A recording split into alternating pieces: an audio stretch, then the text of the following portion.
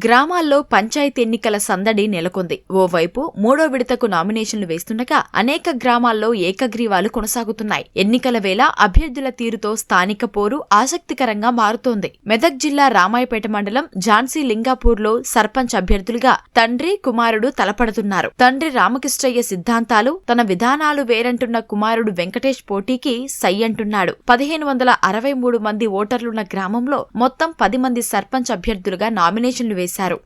గత రెండు టర్ములు సర్పంచ్గా పోటీ చేసిండు, గెలిచిండు, ప్రజలకు చేసిండు. అంతకు మించి చేయాలనే ఉద్దేశంతోనే నేను గ్రామానికి సర్పంచ్ అభ్యర్థిగా పోటీ చేస్తున్నాను. నేను అడుగు చూసినాను, పెద్ద మనుషుల సమస్యలు కూడా చెప్పాను. ఆయన పోటీ అంటుడు. అట్లాంటప్పుడు కూడా నేనెందుకు అదే అని చెప్పి నేను కూడా పోటీ ఆయన సిద్ధాంతాలు వేరు, నా సిద్ధాంతాలు వేరు.